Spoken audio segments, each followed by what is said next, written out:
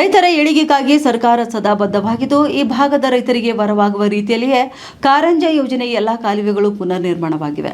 ಈ ಯೋಜನೆಯಿಂದ ಬರದ ನಾಡು ಇಂದು ಮಲೆನಾಡಾಗಿ ಪರಿವರ್ತನೆಯಾಗಿದೆ ಎಂದು ಜಿಲ್ಲಾ ಉಸ್ತುವಾರಿ ಸಚಿವ ಈಶ್ವರ ಖಂಡ್ರೆ ಹೇಳಿದರು. ಪಟ್ಟಣದ ಕಾರಂಜ ಸಬ್ ಡಿವಿಷನ್ ಕಚೇರಿ ಆವರಣದಲ್ಲಿ ಕಾರಂಜ ರೈತ ಭವನದ ಸಾರ್ವಜನಿಕರ ಬಳಕೆಗಾಗಿ ಶುಭ ಕಾರ್ಯ ಪ್ರಾರಂಭ ಮಾಡಿ ಅವರು ಮಾತನಾಡಿದರು. ಈ ಭಾಗದ ರೈತರಿಗೆ ಮತ್ತು ಸಾರ್ವಜನಿಕರಿಗೆ ಉಪಯುಕ್ತವಾಗುವ ನಿಟ್ಟಿನಲ್ಲಿ 9.14 ಕೋಟಿ ರೂಪಾಯಿ ಅನುದಾನದಲ್ಲಿ ರೈತ ಭವನ ನಿರ್ಮಾಣ ಮಾಡಲಾಗುತ್ತಿದೆ. ಇನ್ನು ಸಾರ್ವಜನಿಕರು ಇದರ ಸದುಪಯೋಗ ಪಡೆದುಕೊಳ್ಳಬೇಕು. ಈ ರೈತ ಭವನವು ಉತ್ತಮ ರೀತಿಯಿಂದ ನಡೆಸಿಕೊಂಡು ಹೋಗುವ ಸಲುವಾಗಿ ಪ್ರಕಾಶ್ ಮಾಶೆಟ್ಟಿ ಅವರಿಗೆ ವಹಿಸಿಕೊಡಲಾಗಿದೆ. ಹೀಗಾಗಿ ಸಾರ್ವಜನಿಕರು ತಮ್ಮೆಲ್ಲ ಕಾರ್ಯಕ್ರಮಗಳು ಈ ರೈತ ಭವನದಲ್ಲಿ ಮಾಡುವುದರೊಂದಿಗೆ ಇತರ ಉಪಯೋಗ ಪಡೆದುಕೊಳ್ಳಬೇಕು ಎಂದು ಅವರು ಹೇಳಿದರು. ಇನ್ನು ತಾಲೂಕಿನ ಅಭಿವೃದ್ಧಿಗಾಗಿ ಸಾಕಷ್ಟು ಅನುದಾನ ನೀಡಲಾಗಿದೆ. ಸಾರ್ವಜನಿಕರ ಹಿತದೃಷ್ಟಿಯಿಂದ ಎಲ್ಲ ಸಮುದಾಯದ ಜನರ ಅನುಕೂಲಕ್ಕಾಗಿ ಅಭಿವೃದ್ಧಿ ಪೂರಕ ಕೆಲಸಗಳನ್ನು ಮಾಡಲಾಗಿದೆ.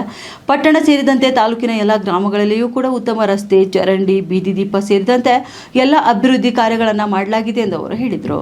ಹೋಗಿದಂತ ಸಂದರ್ಭದಲ್ಲಿ 5 ಕೋಟಿ 10 ಕೋಟಿ 15 ಕೋಟಿಯಲ್ಲಿ ಕೆಲವೊಂದು ಕಲ್ಯಾಣ ಮಂಟಪಗಳನ್ನು ನಿರ್ಮಾಣ ಮಾಡಿದಂಥದ್ದು ನಾನು ನೋಡಿದ್ದೆ.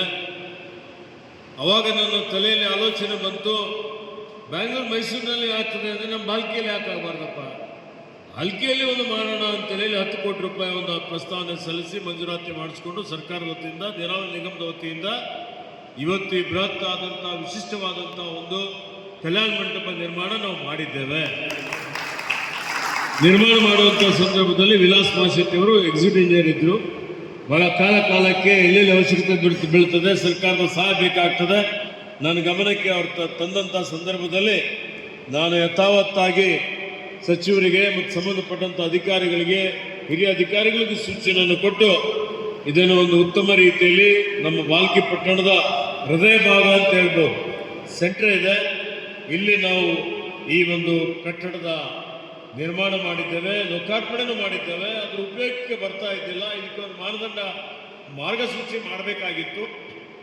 ಅದಕ್ಕೆ ಕೆಲವೊಂದು ಷರತ್ತುಗಳು ವಿಧಿಸಿ ಇದಕ್ಕೆ ಟೆಂಡರ್ ಮಾಡಿ, ಟೆಂಡರ್ ಮುಖಾಂತರ ಇದನ್ನು ನಾವು ದಯಾನಂದ್ ಜಾಧವ್ ಅನ್ನೋರಿಗೆ ಕೊಟ್ಟಿದ್ದೇವೆ. ಪ್ರಕಾಶ್ ಮಾಶೆಟ್ಟಿ ಅವರು ಜವಾಬ್ದಾರಿ ತಗೊಂಡು ಇದನ್ನು ನಿರ್ವಹಣೆ ಮಾಡ್ತೀವಿ ಅನ್ನುವಂಥ ಒಂದು ಭರವಸೆಯನ್ನು ಕೊಟ್ಟಿದ್ದಾರೆ. ಮುಂಬರುವಂಥ ದಿನಮಾನಗಳಲ್ಲಿ ಬಾಲ್ಕಿಯಲ್ಲಿ ಎಷ್ಟೇ ದೊಡ್ಡ ಕಾರ್ಯಕ್ರಮ ಮಾಡಿದರು. ಈ ಒಂದು ಹಾಲ್ನಲ್ಲಿ ಸುಮಾರು 1,500 ಜನ ಒಂದೇ ಸಲ ಏಕಕಾಲದಲ್ಲಿ ಕೂಡುವಂಥ ಒಂದು ಆಸನಗಳಿದ್ದಾವೆ, ವ್ಯವಸ್ಥೆ ಇದೆ.